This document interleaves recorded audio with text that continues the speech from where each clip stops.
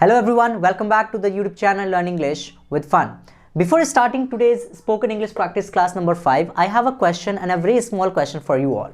The question is, you are a doctor, and the second sentence is, you are doctors. You have to identify which one is correct and which one is incorrect. If you know the answer, please do your answer, write your answers in the comment box.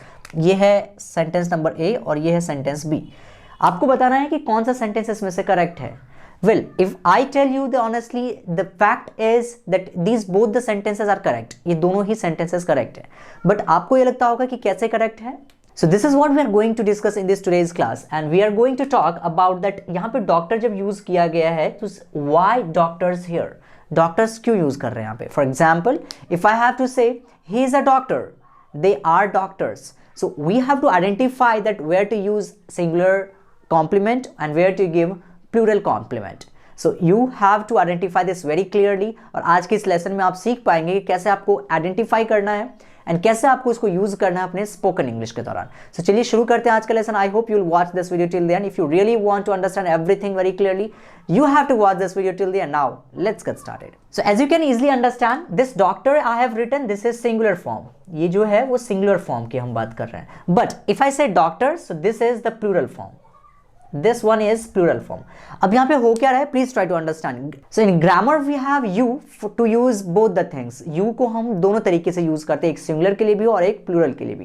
पहले एक word हुआ करता था THOU, दो, THOU, इसे use किया जाता था पहले सिंगुलर यू के लिए, बट अभी के टाइम पे ये नहीं है. तो इसी चीज की वजह से हम यू को जो है एक सिंगुलर एस्पेक्ट के भी यूज करते हैं और प्लूरल के लिए भी यूज करते हैं. So when it is a singular form, जब आपको बात करते समय ये पता चले कि सामने बस एक बंदे हम बात कर रहे हैं, एक बंदे से हम बात कर रहे हैं, so you have to say you are a doctor. Means singular है ये और सिंगुलर ही इसका कॉम्प्लीमेंट भी होना चाहिए.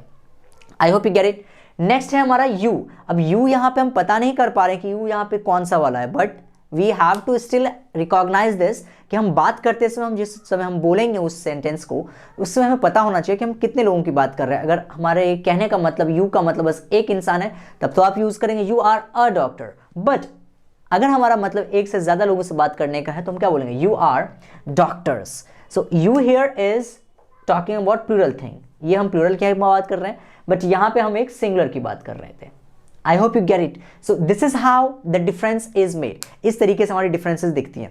Now similarly if you have to talk about they को हम यूज करते हैं जब एक से ज्यादा लोगों की बात हो, तो थर्ड पर्सन का प्लूरल, तो थर्ड पर्सन का प्लूरल होने की वजह से उसमें हम डॉक्टर्स ही यूज करना पड़ेगा. दे आर अ डॉक्टर कभी नहीं बोलेंगे, they are doctors.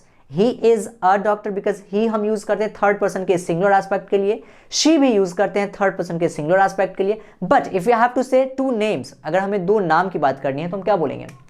For example we have to say Jack and Jully.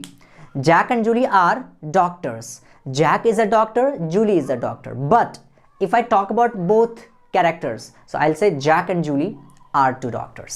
Jack and Julie are doctors. इस तरीके से हमें यूज करना पड़ेगा अपने sentences को. I hope you get this difference. So this question was asked by many students. I mean to say like a lot of students asked me this question. I thought to make a separate video for this, and this is why I'm making this video. I hope you get the difference. जब हमें you एक singular की बात करनी, जब हमारा subject हमारा जब सिंगुलर होगा तो कॉम्प्लीमेंट भी उसी के हिसाब से हमें सिंगुलर लगाने होंगे. अगर हमारा सब्जेक्ट प्लूरल है तो उसके लिए कॉम्प्लीमेंट भी हमारा प्लूरल फॉर्म होना चाहिए.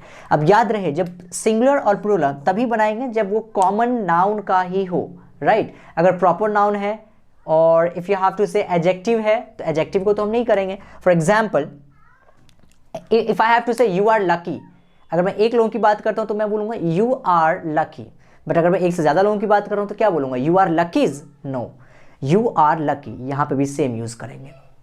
नाउ द क्वेश्चन इज, अब यू आर लकी सिंगुलर के लिए भी और यू आर लकी प्लूरल के लिए भी, तो फर्क कैसे पता चल रहा है. फर्क आपको लिखने में तो पता नहीं चलेगा, but when you are talking to somebody, when you are discussing to somebody, जब आप एक किसी इंसान से बात कर रहे हैं तो आप यू आर लकी, आपको पता चलेगा कि यू यहाँ पे एक सिंगुलर के लिए यूज हुआ है. बट अगर यू आर लकी, अगर आप एक से ज्यादा लोगों की बात कर रहे हैं, एक से ज्यादा लोगों से बातचीत कर रहे हैं, तो उस समय आपको यू आर लकी फिर से यूज करना पड़ेगा. वहां पे आप सेंस करेंगे. It is very important to focus on the sense. Sense पे ज्यादा फोकस रखना है so that we can understand it very clearly. We have to sense this. लिखावट से हमें पता नहीं चलते हैं किस बात को कहां पे यूज करना है. But yes, if you wants to understand, once you fix this in your mind, you will be very habitual of using everything about this. I hope you understand this difference between singular and plural. We have to put doctor and doctors. We are doctors बोलेंगे. We are doctor is incorrect because we यहाँ पे क्या है, एक से ज़्यादा लोगों की बात कर रहे हैं. So this is all about this today's video, and this was spoken English practice class number 5, and I hope you get the difference.